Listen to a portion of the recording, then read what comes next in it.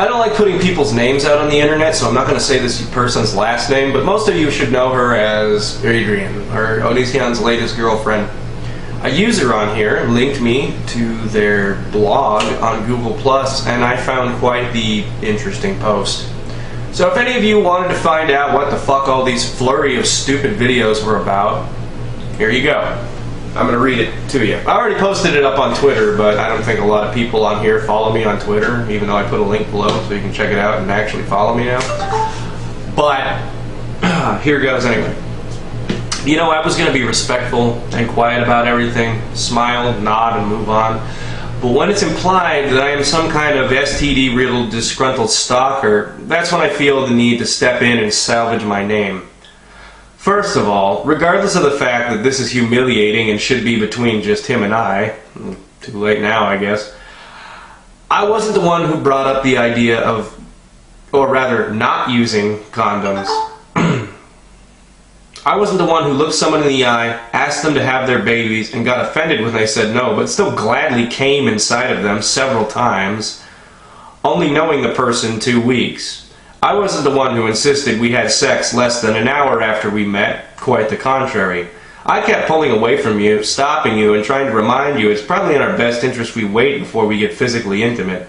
In addendum, I was also not the one who asked someone to be their girlfriend after the first time we Skyped, and asked someone to marry them before they even met them in person. Second, I don't appreciate you basically having arguments with yourself on Facebook and Twitter, citing scenarios that you made up in your own head, yet never actually happened in real life, as cause for your heartbreak, as means of making me look like this unreasonable, unstable person who's creating so much conflict in your life. A life you invited me into, and you kicked me out of.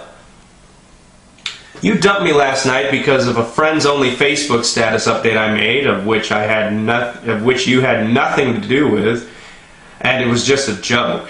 I tried everything I could to talk to you to figure out how to fix the situation, and also to apologize if I indeed hurt your feelings. You hung up on me and shut me out. I took you seriously and did the reasonable thing by deleting all of your contact information in an attempt to move on and didn't contact you further. You were the one that called me and texted me 4 times between 4 and 6 in the morning telling me you loved me and wanted to work things out. I didn't respond the way you wanted me to, so you sent me a text breaking up with me. Wow. And posted a video of you calling my phone while I was asleep and had no idea this was even going on. The next morning, you, for whatever reason, sent me an unprovoked text message saying we're over again, and still I let it be and went about my day. Until later on this evening when you started texting me saying that you're sorry, that you love me, and that you want to save me because you're dead, and called me repeatedly while I was at work and unable to talk. And because I couldn't respond in a timely enough manner, and because you didn't get the exact response you were looking for, you responded by making a video saying you're deleting all of my information, and you ignored the text I did eventually send you when I had the time. Now, this petty insults on the internet mentioning your exes upset me, and I mean this with absolutely no offense to them. I have nothing against them. I don't even know them. For the past X amount of time I've known this person, he has demanded I change everything about myself, myself, and a person who I am proud of and grateful to be, someone who didn't need changing, to accommodate his needs, even though not only he was unwilling to compromise anything for me in return. He demanded that I quit my job, leave behind my friends in the city I love, and ultimately get rid of my animals who I love dearly, to move halfway across the country to live and be with him in order to prove my love to someone who was never willing to prove their love to me. Yes, this person lost money, and that is very unfortunate, and I do feel bad about this. But I never asked him to buy anything. In fact, I asked him to stop implying that he should because it made me feel uncomfortable.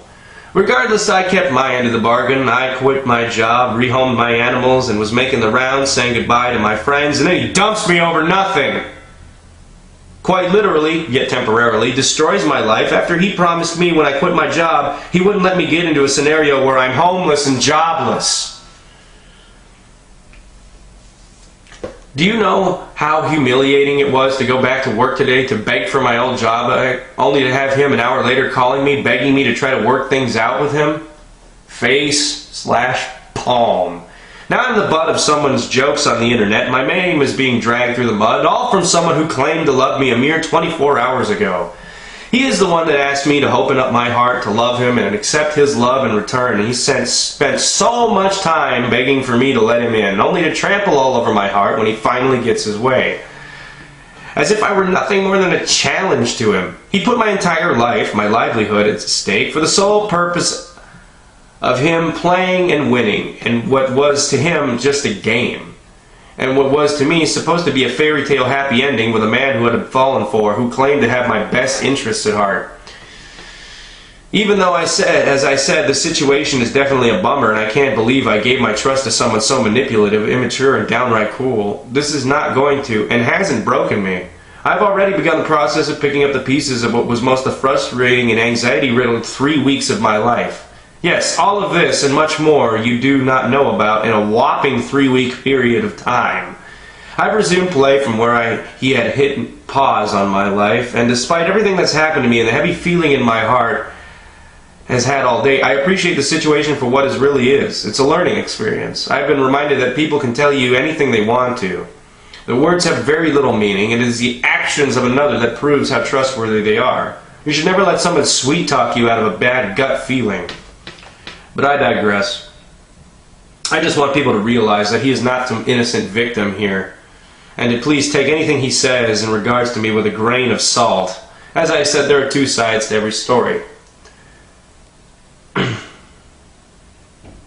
And for reals this time, this will be the last public acknowledgement of anything regarding this situation. He has been unfollowed, unliked, unsubscribed, unfriended in every social media outlet I can think of, on top of being deleted from my phone and email address book. I won't subject myself to this shit any further. There should be some sort of retort, or should there be any sort of should there be any kind of retort? The word sort wasn't even in there. It will be completely beyond me and my knowledge and will garner absolutely no reaction on my end, no matter how pleasant or atrocious his words might be. I'm not a hate monger, and I don't wish anything negative upon him. I hope one day he finds peace within himself, and I hope he leads a stable, prosperous, and happy life. However, I also wish these things for myself, which is why I say this with a heavy heart and knot in my stomach. This is over and done with, and thank God. There's only so much a person can take. And now, back to you, regularly scheduled program. So, I know that probably this person didn't want me to read that online, but I figured the only way it's actually going to get out and towards the people that it needs to get out is for me to put it up there. So if you see this and you want me to delete it, just message me on the YouTube here. Just shoot me a message in the inbox. I'll delete it. I won't do it for Onision because he's a piece of shit and a human malevolence. But for this Adrian chick, yeah, I'll do it for you because, you know, this is the person that, you know, you're the person that's on the receiving end of all this. And I do feel for you because what you pen down is basically everything that's ever gone on in his relationships. Like I said, I was in contact with his ex-wife Sky's aunt, and she basically entailed the same thing to me. You know, he's got a thing for moving people close to him. He's got a thing for wanting to be engaged after short periods of time, and it's just, you know, it's like his way of just grabbing on and not letting you go. You know, something you should personally know is this guy's a fucking manic depressive, and I feel bad for her. And a person who's manic depressive, who's got issues beyond that as well, to be stuck in a situation with somebody that's so psychotically manipulative and sociopathic, it's disgusting. You know, she's probably has to go to like lots of therapy now because of the shit he put her through. And she put up with it for 5 years. So I feel for you. That's basically what happened. If you want to read it yourself, if you think I'm lying because you're a stupid fan of his, go look below for the blog post and read it yourself. This has been someguy827. I love you!